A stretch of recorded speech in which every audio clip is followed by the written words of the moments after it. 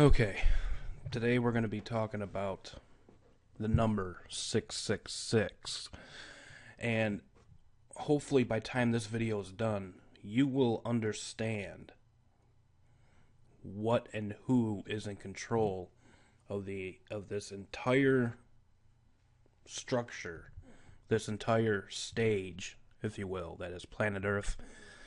And you will be able to basically figure out, hopefully with all the evidence I'm going to provide for you, that even this country's flag, even this country here, is in direct control of one specific entity, and it will remain so until the second coming of Christ. So everything that you're seeing right now is basically a stage, and unfortunately a lot of innocent lives are being lost in this stage. But I'm not only going to be fixated on this symbol here, because I'm going to show you, because I want to show you really who really has all the control. Okay, you got people like Alex Jones and these other types of people that basically, they'll go up the power structure, and then they'll basically stop at the banking cartels, and then that's it. Okay, but you have to ask yourself, well, who controls them? Because there's even a entity that's even higher than them, and that is the tip top of that whole structure. With the all-seeing eye being Lucifer or Satan, as we all know, today.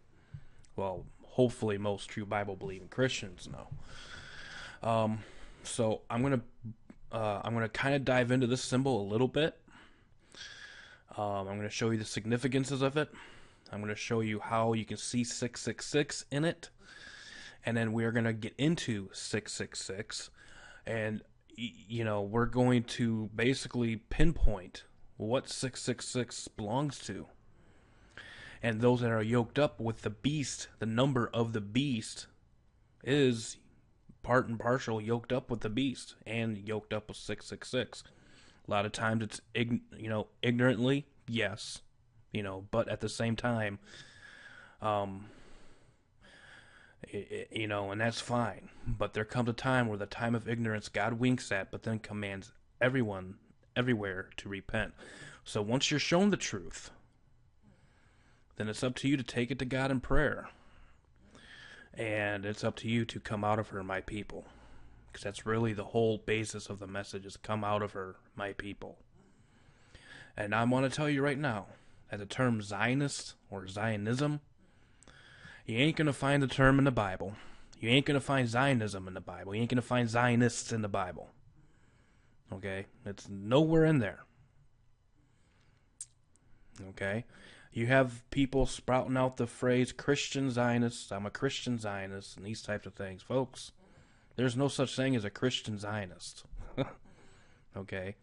You're either a follower of Jesus Christ or you're not. And the whole thing with Christian Zionists is not, it's basically, how can I put it? It's basically an excuse to support something that is controlled by the end time beast, basically. Okay? And we're going to get into that. And I'm going to get into this right now. So, again, you can be angry with me all you want, but given the quotes and given the evidence that I'm going to show right in front of the screen here, then you are going to have to make a conscious decision yourself and take it to God. Okay? This is commonly known today as the Star of David. Now, I know a lot of people probably already know this, that this is not, this was not intended to be the flag of Israel, because Judaism, Orthodox Judaism, basically says that the menorah is, the menorah is the primary symbol of the children of Israel. Okay? Now, if you look here, you see the hexagram. Star of David is the hexagram, okay? Now, if you look real carefully, I'll show you this. How many points does a hexagram have? Obviously it has 6. 6 outside points. You can count them here. 1, 2, 3, 4, 5, 6. Okay. You have 6 triangles. 1, 2, 3, 4, 5, 6. Okay, 1, 2, 3, 4, 5, 6. 6 triangles. And the polygon in the middle has 6 sides. 1, 2, 3, 4, 5, 6. So this whole emblem right here that is flying over the state of Israel at this time is screaming at the people 666. Okay?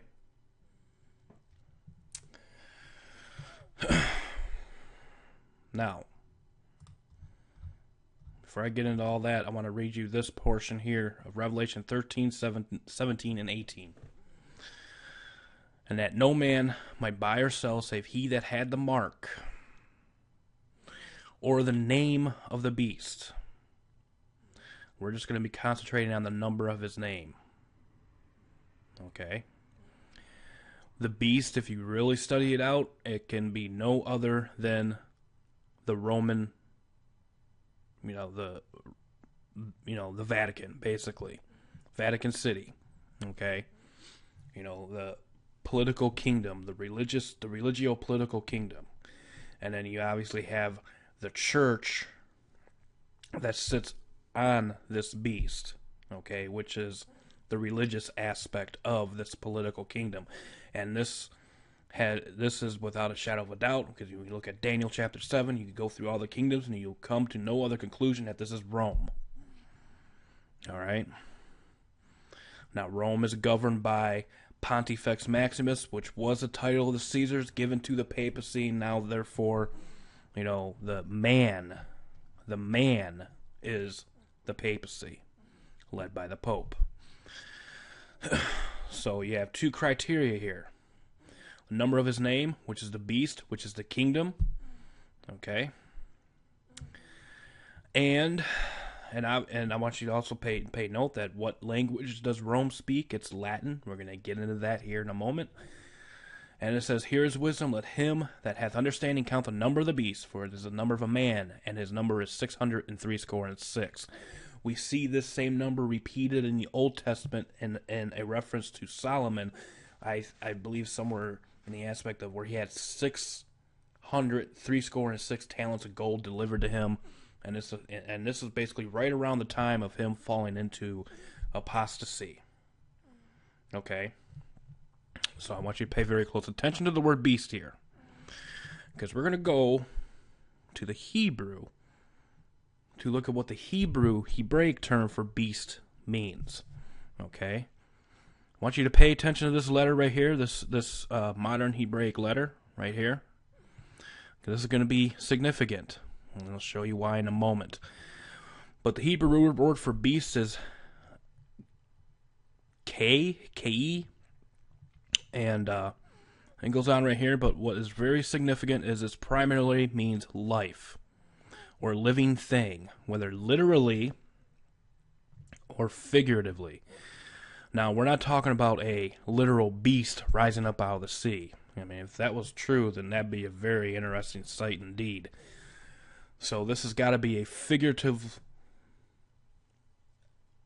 meaning here for beast. Okay. Now, if you look up the word for Lucifer, you have Hillel. Hillel, does that ring a bell? Meaning the Hillel calendar that is in reference in use in Judaism today. Hillel, Lucifer, even the 4th month is named after Tammuz, which is basically, and what was Hillel? It means Lucifer, light bearer, or of the king of Babylon and Satan, figuratively, or Hillel describing the king of Babylon. And who was that? Nebuchadnezzar. Who is the king of mystery Babylon today? Well, in the fleshly form, it's the papacy. And who is the prince and power of the air? Well, obviously it's Satan. Okay. And you had this guy by Hillel II come up with a fixed calendar incorporating the Babylonian months, where Scripture, except for Aviv, I think maybe one other month, I'm not sure, but the way God numbered the months was simple: 1, 2, 3, 4, 5, 6, 7, 8, 9, 10, 11, 12. It did not have names. The naming of the months came from Babylon. Okay, so I just want to bring that out, especially when you look at Hillel. I'm not going to get too much into that. That's way off topic. The topic. I'm kind of paraphrasing there. But now, we just made reference to the Star of David, or the supposed Star of David, which is not the Star of David. There's a lot of evidence concluding that this was a shield of Solomon. Now you have all of these people talking about they want to rebuild the temple. Well, if you really look at the esoteric version of that, is they want to rebuild not Zerubbabel's temple, but they want to rebuild the temple of Solomon. Okay? And they're not talking about Solomon before he fell into apostasy. They're talking about Solomon of when he was in apostasy. And there's a lot of evidence supporting the fact that this hexagram was the shield of Solomon. And we see a reference here in Acts 7:43. Yea, ye took up the tabernacle of Moloch and the star of your god Remphan, figures which ye made to worship them, and I will carry you away beyond Babylon. And Amos 5:26, but ye have borne the tabernacle of your Moloch and Chiun, your images, the star of your god, which ye made to yourselves.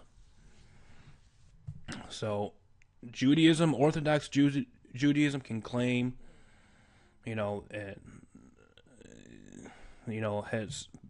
this is basically why Orthodox Judaism, on behest of them not accepting Jesus Christ as Savior, but at the same time, this is another reason why they did not want to accept this. They didn't want to accept this star as their primary symbol. Their primary symbol in Judaism was the menorah. Okay? But again, when we look at the aspect of faith, faith is the substance of things hoped for and the evidence of things not seen. So are we supposed to rely on symbols to show us who our God is? Or do we have Scripture and do we have prayer? Do we have one-on-one communication with the Father through the Son? So is symbols really necessary? No, it's not. So even though you have Judaism, which says the menorah is our symbol, not the hexagram, not the Star of David, but at the same time, they are blinded in part, and they don't have this aspect of of faith, basically. Okay? Because they got to be able to see it. They got to be able to have a sign given to them. They got to be able to have a physical aspect of work for salvation. Where, it says that by grace are you saved through faith. Through faith, it is the gift of God, not of works, lest any man should boast. Okay? And obviously we are saved through the salvation, which is Yahshua, which is Jesus. Okay? And at this point in time, there are some that are converting to Christianity, and there are those that are still blinded in part. Now, I wanted to bring that out because this Star of David is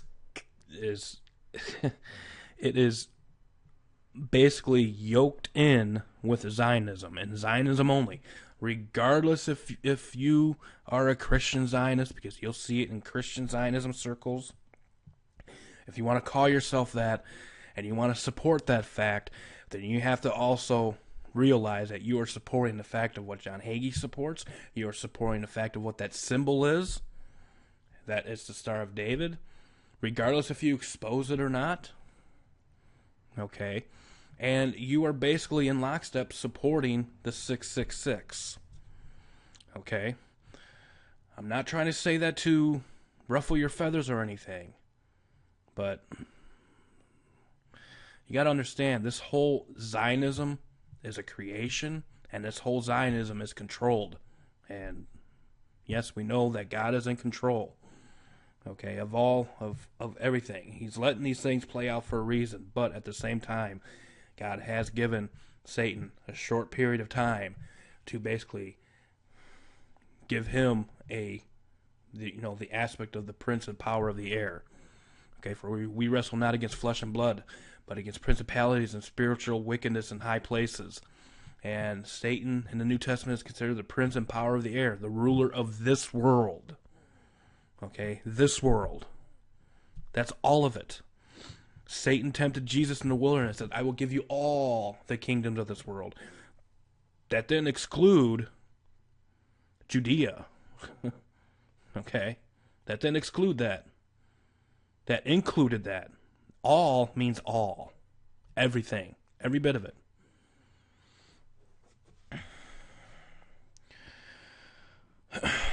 So when you understand the aspect that everything that is set up is being set up to basically set up a counterfeit version of prophecy to deceive, if it were possible, the very elect. And this is one of the main proponents of this. And this symbol is very key. Okay, and I'm going to get into it right now. Okay, so I'm going to read you a portion of this page here from the Cutting Edge. And again, as with all my videos, I try to attempt. Sometimes I forget, but links will be provided below in regards to the topic at hand. Okay, so. And this is basically talking about the six-pointed star, all right, which is commonly in reference to the Star of David today. Now, one of the most sensitive issues with which secular Israelis and many Messianic Christians struggle is the hexagram on the flag of the modern state of Israel. And I will want to venture as far as to say is Messianic Christians in regards to Christian Zionists as well. Okay? Satanists recognize this symbol as one of their favorites and most powerful, i.e. the hexagram. However, secular Jews and many Messianic Christians insist that this symbol is not a hexagram, but is the Star of David. Such apologists also insist that the symbol has to be all right because King Solomon was the one who selected the symbol. We write this article in order to set the record straight, hopefully for the last time. The House of Rothschild was the moving force, both politically and financially. Now, we're going to get into who actually. The question when you look at the two biggest monarchies still in existence today is Rome and Britain. And again, a lot of these a lot of these people, very sincerely, I'm going to add, like to put the pinnacle at the top of the echelon with the British monarchy as the driving force of everything. That they have control of the Vatican, they have control of this and that. But folks, I'm going to provide you with a video I really want you to watch and pay very close attention to. Because the aspect of who has control, British and Rome, comes in the aspect of who owns the crown. Okay, and there's a lot of historical evidence that, at first, yes, British held control of the crown, but that was only if that they remained obedient to the papacy.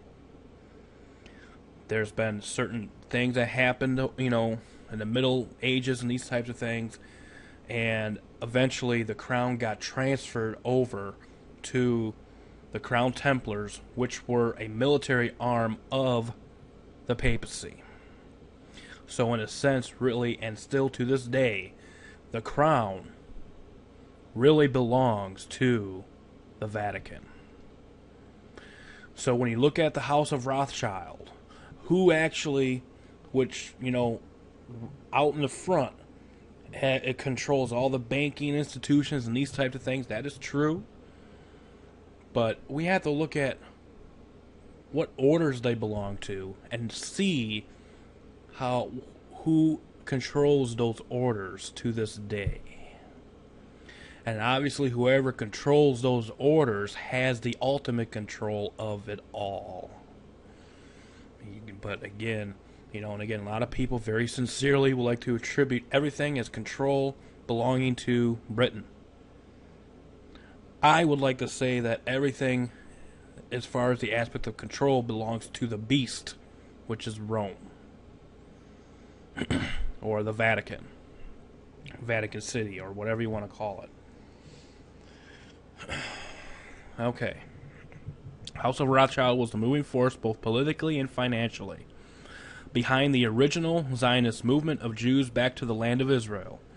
The satanic illuminist Rothschild began the Zionist movement in 1896, funded the agitation through 1948 to get Israel reestablished back in the land, and has owned the leadership of Israel up to the current day.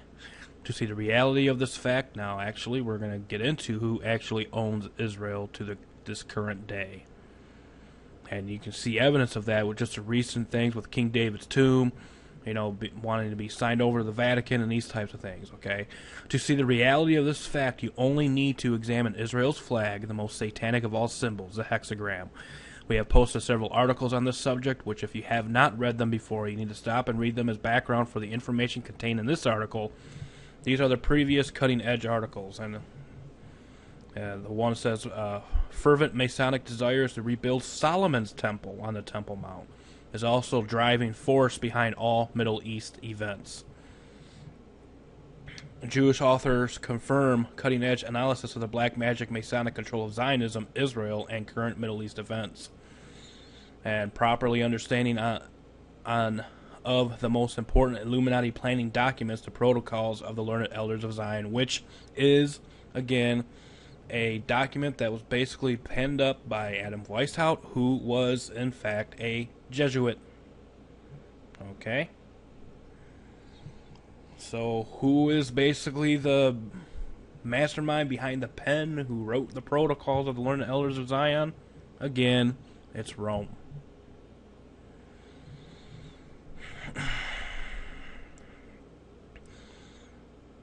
Okay, so the hexagram is Satan's symbol for Israel, while the menorah is God's symbol. Again, we can't really get involved in ourselves with symbols, okay? Listen to Dr. O.J. Graham above as he begins our discussion. The quest began at York University, Ontario, Canada, when an Orthodox Jewish friend of mine was investigating Messianic Judaism. The Star of David is not Jewish, said an Orthodox Jew. Well, is it Jewish, Judaism, or Zionism? I smiled. Dr. Graham speaking. Not my brand of Judaism. We used a menorah, Orthodox Jew replied. Can this be true? Is it possible that God's mandated menorah is the real symbol for ancient Israel and not the Star of David? Okay, so it's the symbol of Judaism in the aspect. Okay.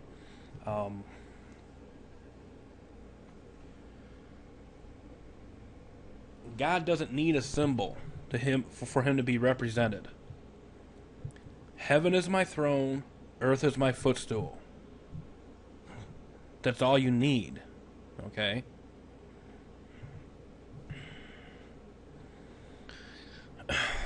So I'm going to leave the link here and you can go ahead and finish reading this. I mean, it is a very good article and everything like that, but again, I will advise caution in the aspect of, just because a menorah is a symbol of Judaism doesn't mean that, that's something we need to encompass into our Christian lives, into our lives, into our following of Jesus Christ. Okay, because Christianity is not about symbols. All right.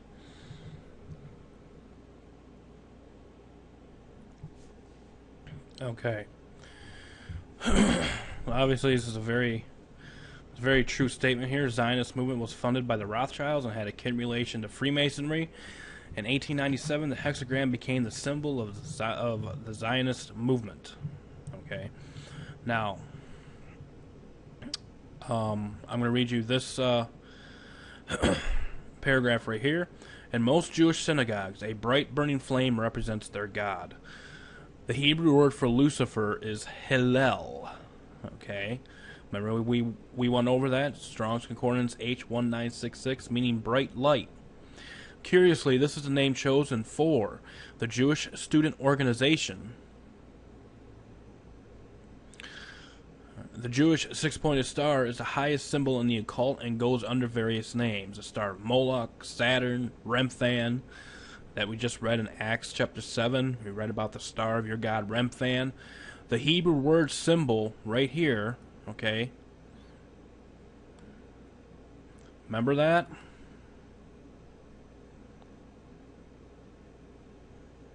Right there.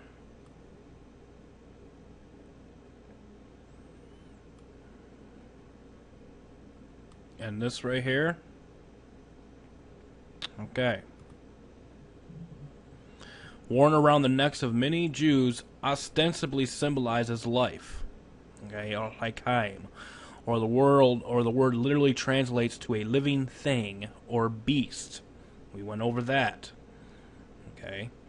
This symbol is an idol for the beast. So who's in control? The beast is. Which the dragon gave the beast its power and great authority.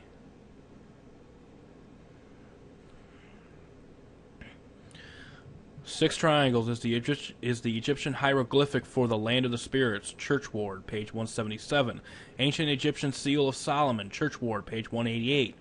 And the astral mythology of the Egyptians, we find belief in the first main god Horus and his death and resurrection as Amsu.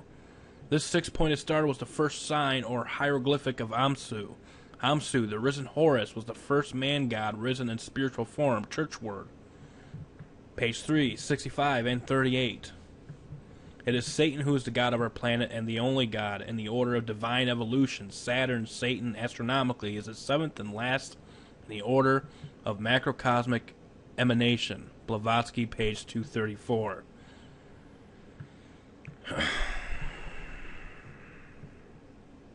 I'm just quoting here. So, the Jewish Star of David secretly honors Lucifer under the disguise of Remphan, the ancient Egyptian star god. In Acts 7:39 through 43, the blessed martyr Stephen blasted the Jews prophetically, declaring, "Yea, ye took up the tabernacle Moloch and the star of your god Remphan, figures which he made to worship them, and I will carry you away beyond Babylon." Okay, why is the Star of David on the back of the U.S. $1 bill? We're going to see that here in a moment. And also, so we know there's more to these lines by the fact that the hexagram is a satanic symbol. We know that the hexagram is used in witchcraft and Satanism, and we know that whoever has control of this center here has control of the area, and we know that the influences that are coming into Milton Keynes is coming through the hexagram. It is coming into this area, and that is where the majority of the people are. UFOs, earth grids, and crop circles. It's kind of strange, but here we see the Vatican. You know, the circle with 6 points on it. 3, 4, 5, 6.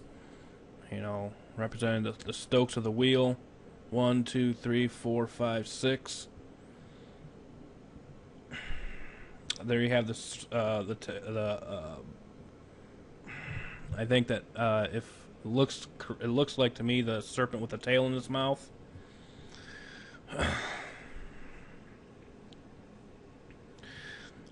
Here is a Sumerian cylinder seal, and if you look real carefully, you can see the six-pointed star right there. This is an ancient cylinder. You can see the hexagram there, the six-pointed star, the supposed Star of David. Here we can see the Baphomet cross within the Star of David. You can see it there.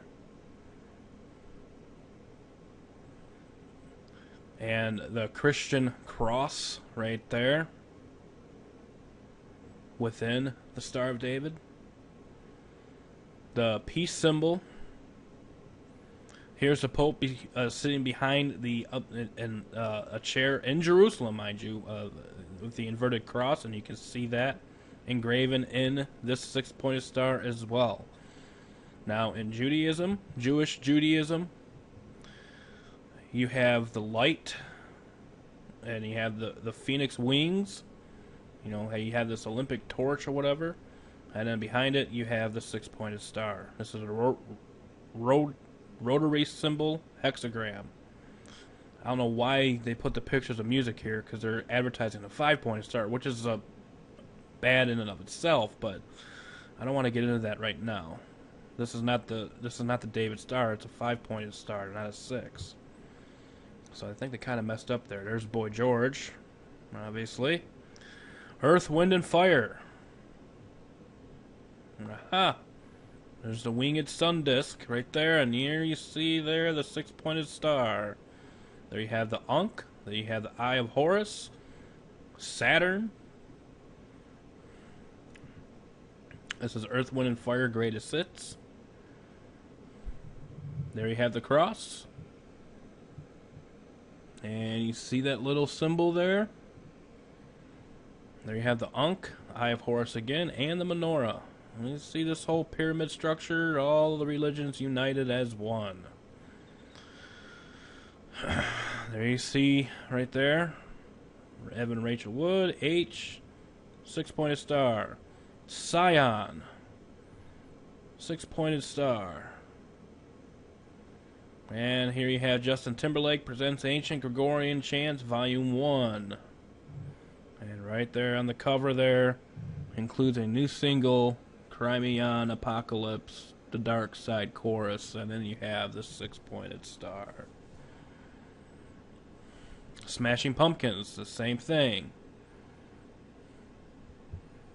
Oh, and then they have a cross there, I know. And also, you can see the serpent with the mouth, with the tail in its mouth, coming together here. Mormonism, six-pointed star. Jehovah's Witness, and you see it right there. Pastor Russell, Brooklyn Tabernacle, will lecture on his return from a tour to the Holy Land on the subject Jerusalem, 3 o'clock p.m. Sunday, June 5th, in the Opera House of the Brooklyn Academy of Music. All are welcome, seats free, no collection. Here we have Annuit Coeptus Novus Ordo Seclorum, announcing the birth of a new world order, which actually you can spell this out where these points connect. M-A-S-O-N, Mason, six-pointed star. There you see it again. There you see it again. Grand Lodge of Denmark, six-pointed star. And you can see all these five-pointed stars in the way that it shapes up to a hexagram, six-pointed star. There are 13 stars above the eagle's head that shape the Star of David on the back of your dollar bill. Los Angeles County, California Sheriff Department, six-pointed star. So who really is in control here? Remember I went over 6 points. 1, 2, 3, 4, 5, 6. 6 triangles. 1, 2, 3, 4, 5, 6. 6 sides of the polygon. 1, 2, 3, 4, 5, 6. 6, 6, 6. 6, 6, 6. 6, 6, 6. Theosophy. Oh, there's the swastika. Again, the serpent with the tail in his mouth. Here you have the crown. Six-pointed star. Tim LaHaye Prophecy Study Bible. Six-pointed star. And the man of sin himself. Again, who's in control? The beast. Six-pointed star on his Dagon hat. And you have the six-pointed star again. 6 points, 6 triangles, 6 sides of the polygon. There you see it again right here.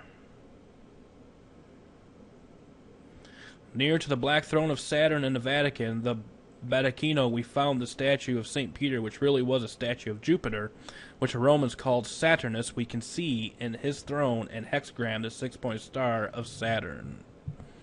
Right there.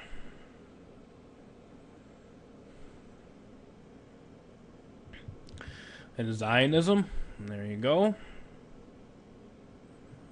Zionist poster of oak leaves. These are the hexagrams here. This is business, basically.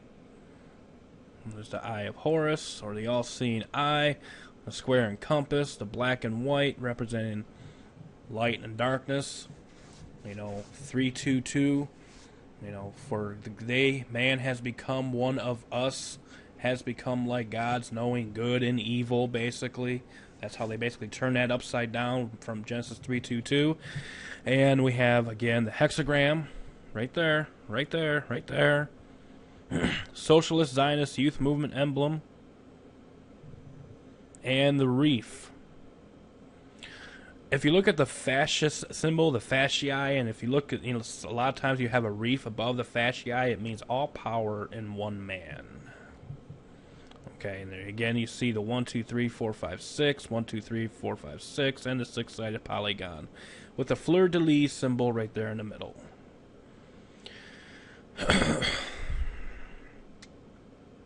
There you go, business. Right here. There you go. You see it all over the place. I mean, this symbol is all over the place. Dodge Brothers. Here you have Cologne Bonn Airport. Right there. Washington, D.C. And here's some other... you can find all of this here just in, probably where you live. Everything's in plain sight of who really is in control. 1, 2, 3, 4, 5, 6. It goes on and on. The Great Seal, a decipher of the all-seeing eye. And I don't know why he put snowflakes in there, but that has nothing to do with it. So you see, over and over again, the hexagram is related to 666, and 666 is the number of the beast, and it's the number of a man. Okay? Where else do we see 666? Hidden 666 and logo. Okay, here we have some pictures I want to go over with you. Let's go ahead and click on this right here. Pepsi Cola, the new Pepsi Cola symbol. And there you see it. 6, 6, 6. It's an upside down 6, or actually right there. You have 6, right? 6 and 6. Cadbury eggs. 6, 6, 6. You see it? 1, 2, 3. Disney. There you have a background 6, 6, 6, 6. Coca-Cola. If you kind of take it apart a little bit, you will be able to see your 6, 6, 6. Let's go and look at another one. Okay, the chrome symbol. 6, 6, 6. There you see it. 1, 2, 3. 6, 6, 6. The Trilateral Commission. Right there. 6, 6, 6. Let's take a look at another one.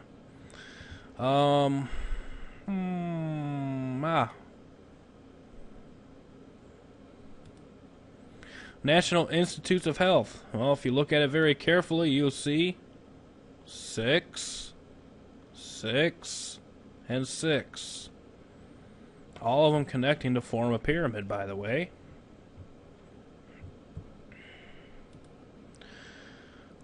And let's just look at all this here. Now, this equals up to 666 because of the Hebraic numbering system. You see it there with the whole Windows, Microsoft Windows, 666. Pavilion, 666. Obviously, we have Coca-Cola. The barcode, a lot of people know about that. Heineken, upside down, okay, is 666. Trilateral Commission. I mean, all of it. All of it. Walt Disney, 666. I mean, so really, who is in control? Here's another one. 6, 6, 6. Kind of brings it out here more. Alright, here's CERN. Okay, 6, 6, and 6. 666. Okay, so now we're going to look at 666. Oh, and here's one. You know, 666.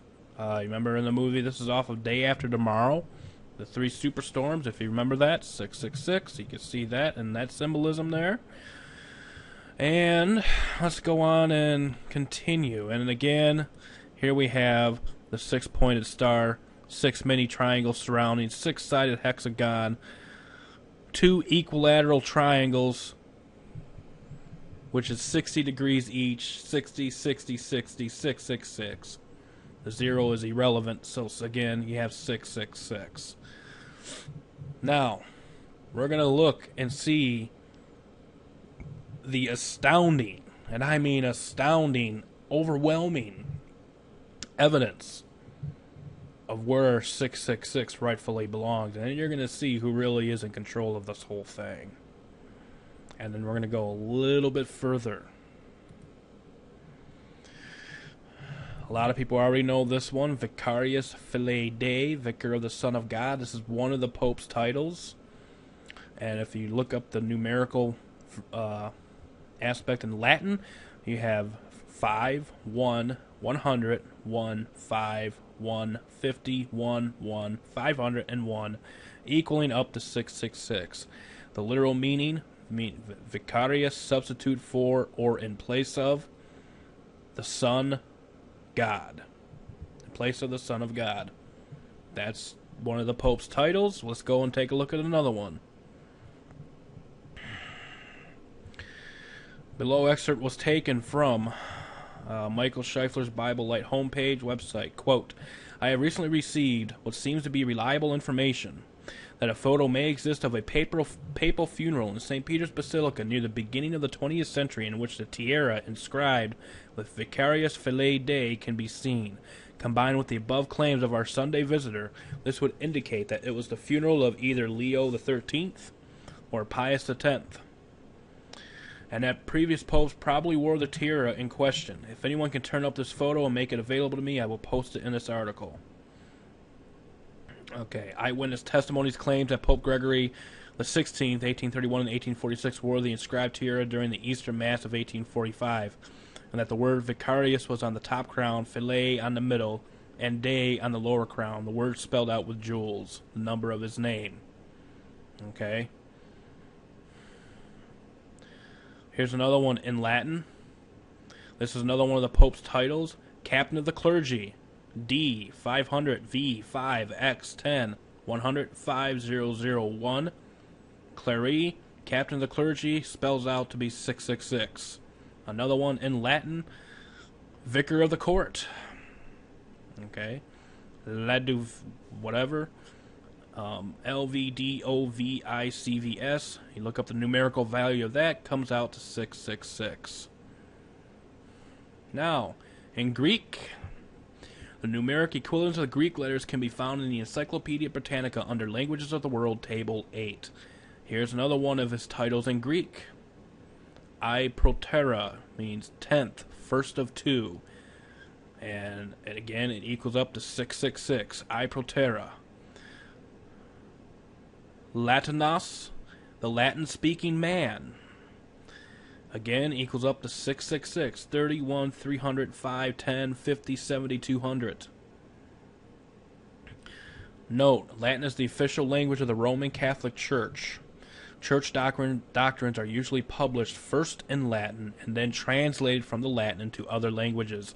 The association of Latinos with 666 was first suggested by Irenaeus from 130 to 202 AD, who proposed in his Against Heresies that it might be the name of the fourth kingdom in Daniel 7:7.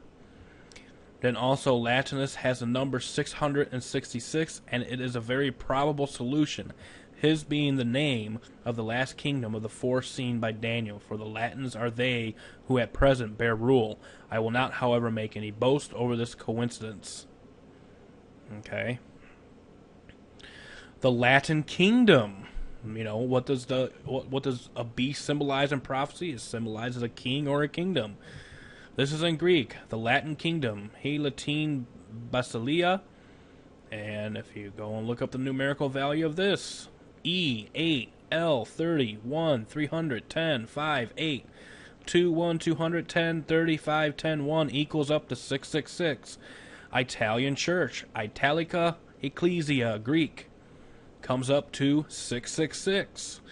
Greek, apostates, again, ST comes up to 6, and then the rest, 1, 80, 70, 300, 8, 200, 666. Even in Hebrew, a numeric equivalence of Hebrew letters can be found in the Encyclopedia Britannica under Languages of the World. Rometh means, again, Roman Kingdom. Rometh, 200, 6, 40, 10, 10, 400, 666. Again in Hebrew. Romety, Roman man. Again, it equals up to 666. In Greek, by the way, there is one more name that equals 666. Satan in Greek is Titan. Satan, 305, 10, 300, 150, 666. Latin, holy light of God. Sancta, levex Dei. Again, adds up. When you do up the calculations of the Roman numerals, it adds up to 666. Now, notice if you remove all the letters that do not have numeric value, you are left with Sante. Okay. If you slide the N to the right 2 spaces like you can in the name Santa, you will end up with Satan. The word Satan equals Satan in Latin.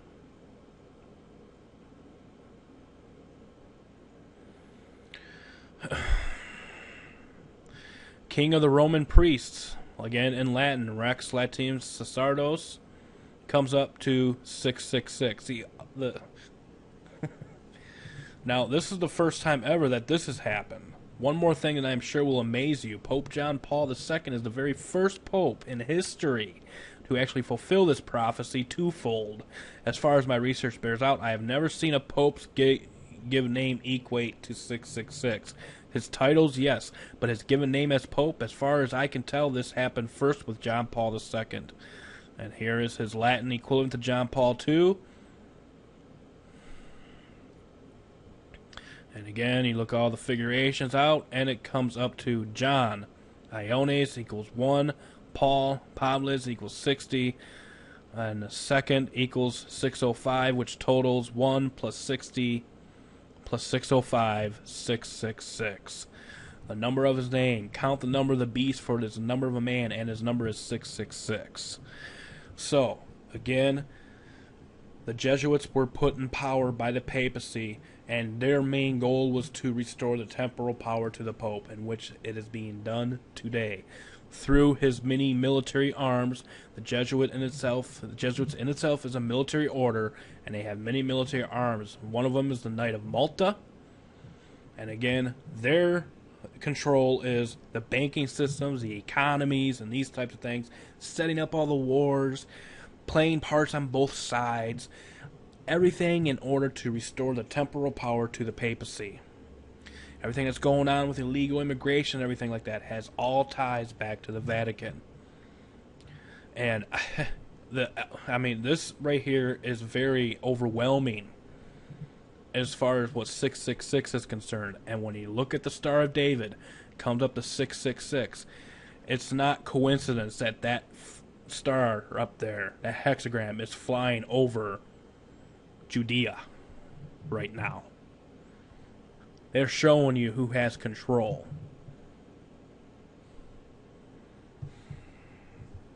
of that kingdom, of that nation.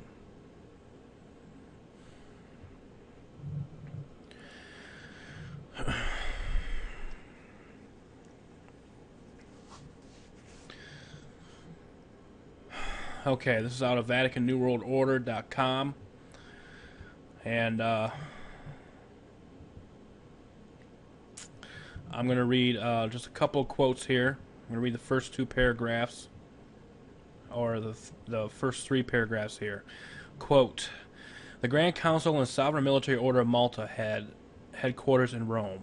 These knights of the Papal Caesar control the banking, industry, and military complexes of the world. They oversee Chase Manhattan Bank with branches in Moscow and New York. They rule the international intelligence community, the KGB in the East, and the CIA in the West.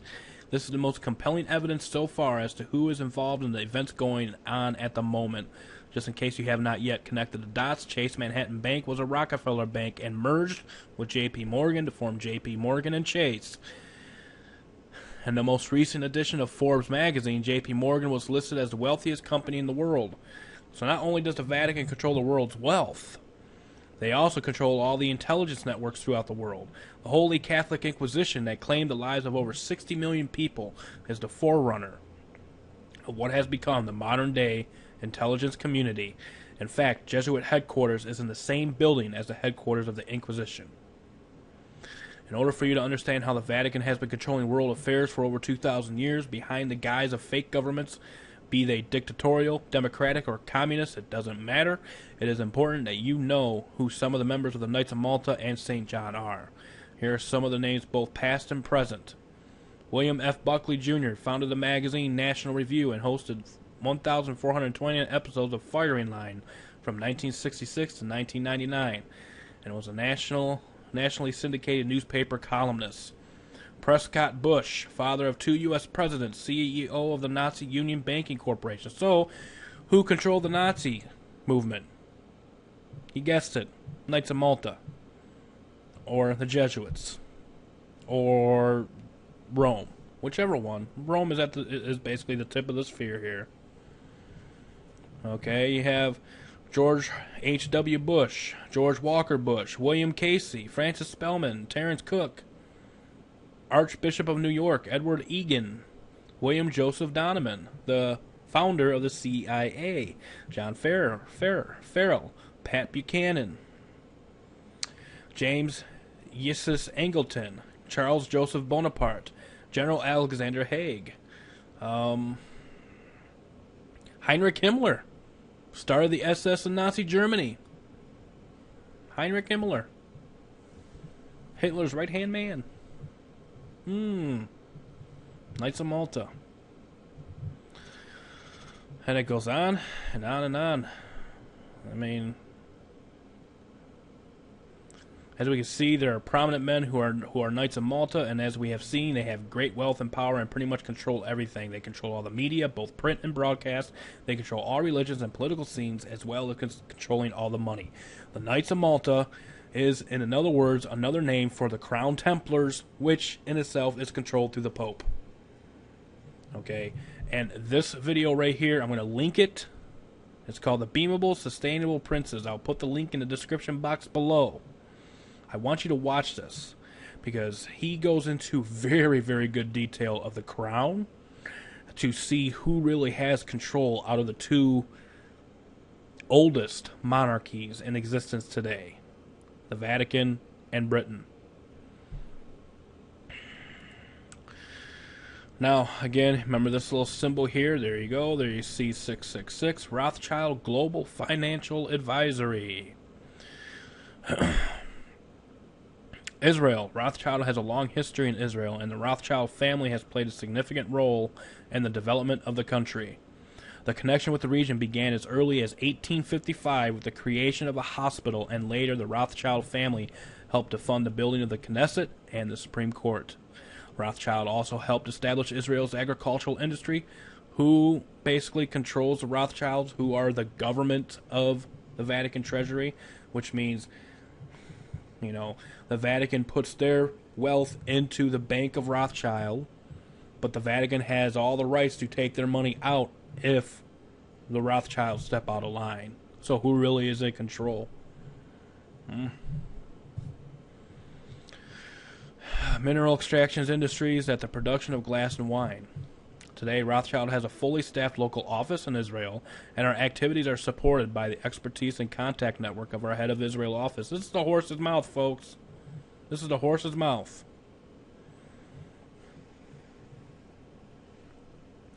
We provide advice to international clients on their transactions in Israel and advice to Israeli clients on both domestic and cross-border deals.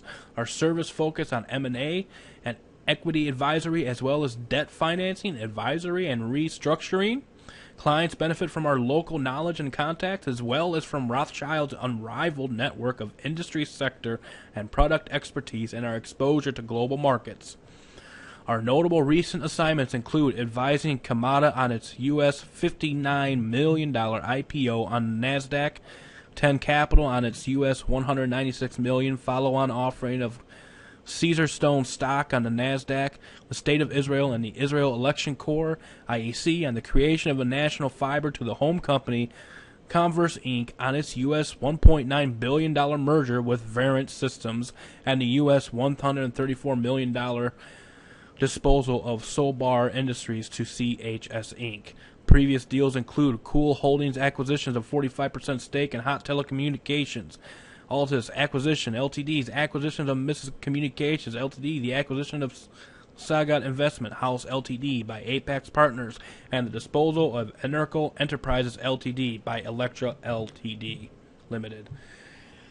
Wow. Okay. Very, very, very powerful group here. Okay. And yet, even this very, very powerful group is not the most powerful. And you hear of all these secret dealings with the Vatican. They want to give the tomb of David, King David's tomb, over to the Vatican.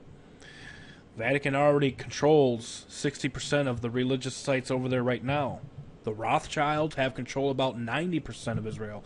So really, who is really fomenting these wars? Who's fomenting the Hegelian conflict between Palestine or Hamas and Israel right now? You got it.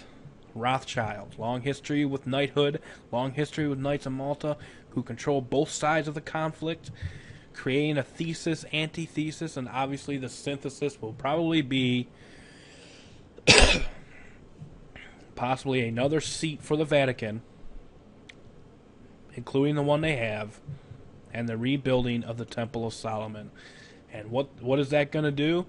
That is going to be basically everyone who is lockstep in futurism prophecy about a 7-year peace treaty in Israel and these types of things could very well get their counterfeit peace treaty from a counterfeit 70th week of Daniel that has been cut off and put into the future, which is obviously not biblical, in order to deceive, if possible, the very elect. And that's why everyone's looking over there, because they want to be raptured. When are we going to be raptured? When are we going to do this, folks? Futurism was a creation of the Jesuit order, and whether you want to acknowledge that or not, that those who are linking themselves up with that doctrine of a future Antichrist to take away the sting from the papacy is in itself supporting the Jesuit doctrine of futurism from Francisco Ribera. Okay, and again, this is my message that I am giving you that comes from the book of Revelation, where it says, "Come out of her, my people. Be not partakers of her plagues." Don't have anything to do with the world's systems. Don't have anything to do with supporting either side of whatever camp you're on. We pray for the lives that are at stake, and hopefully we pray for those that are sincerely active in the respective militaries, that the scales would be removed from their eyes, and that they will see the true power and the salvation of the Lord Jesus Christ. Okay, that is what we do. But folks, this whole political aspect here is nothing more than also a stage. They created this state in order to bring about the start, in order to bring about their World War III plan. That is what this was created for. So they can create chaos in the Middle East. And out of that chaos, they can bring in their new world order out of the old world order. That is what the plan is all along for this state. It has nothing to do with helping the Jews. As a matter of fact, you go to True Torah Jews Against Zionism and watch the video on the right hand of the screen and see how these Orthodox Jews really feel about this. They understand it. Many of us Christians don't. And it's those that will probably end up getting their eyes open. Very, very quick. Very quick.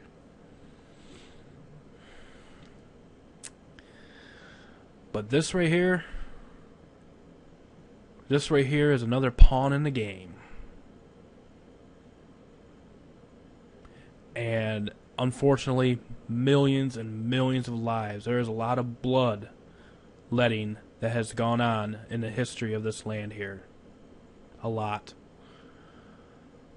All because of the aspect of religious wars.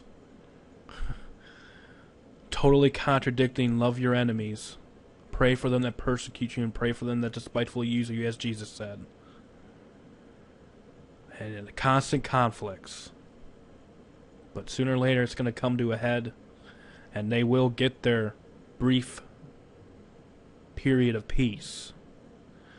But true sudden destruction will come upon them as a woman travailing and, about to give birth. And that man of sin will be destroyed by the brightness of his coming. But again, this is the stage. This is the setup.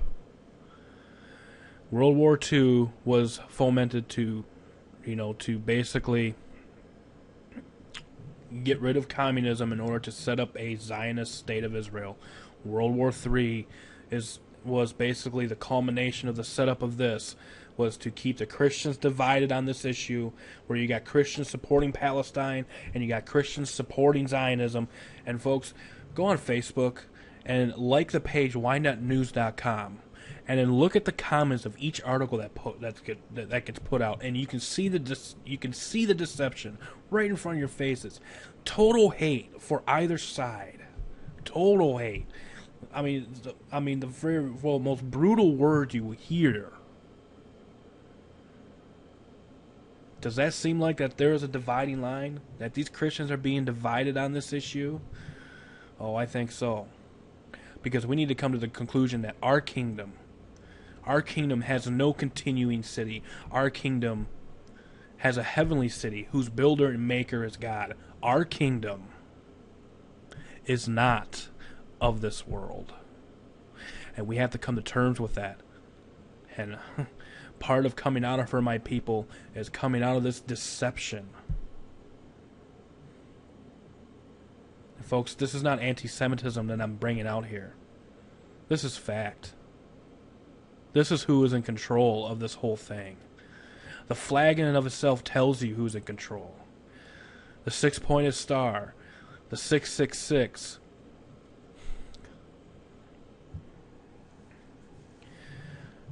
It doesn't get any clearer than that. I mean, you can even look at all the symbols here. Here you have the Eye of Horus and all of this. I mean, who is in control?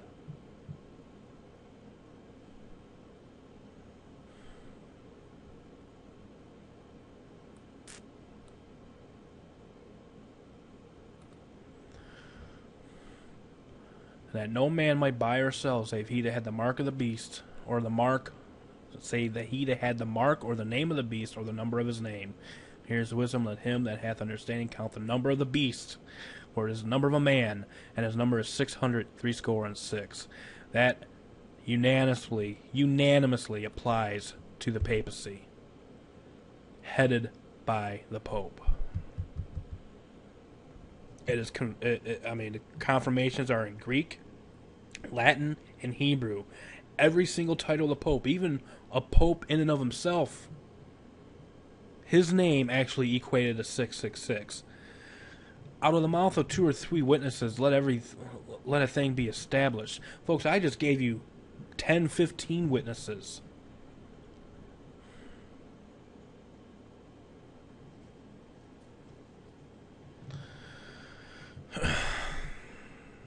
It's really all I have to say on this matter, and it's really all I have to share at this present time. Folks, wake up. Wake up. I mean, this whole political state here is another delusion. It's another delusion.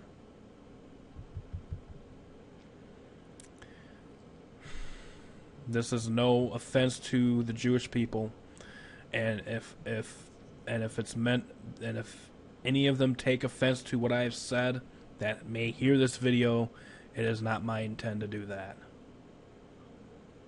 But folks, have I become your enemy because I tell you the truth? The truth sometimes hurts. The truth isn't always cookie cutter. The truth isn't always fluff. The truth is the truth. And Jesus Christ said, I am the way, the truth, and the life. No man, Jew nor Greek, cometh to the Father except through him. And that is the truth.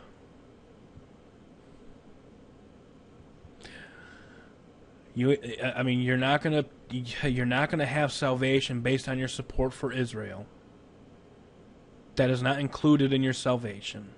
Your salvation is by grace through faith alone. And what is the definition of faith? It's the substance of things hoped for and the evidence of things not seen.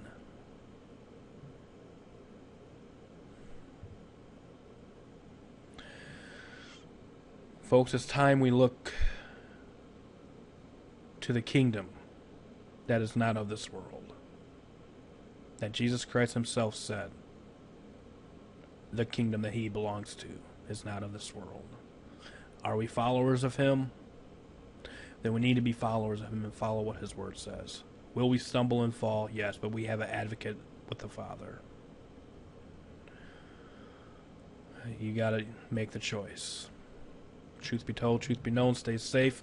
God bless. We'll see you next time. The links will be posted below. And again, I strongly recommend that you watch this video, The Beamable Sustainable Princes. It's quite lengthy, just like this one is. I think you'll be very surprised as to which monarchy rules over the other one. A lot of people like to lay claim that it's the British monarchy that rules over everything. Folks, that's just out in the open.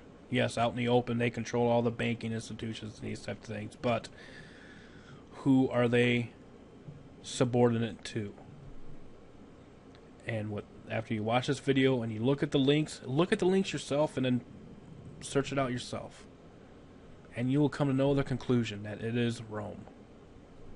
It is the Vatican.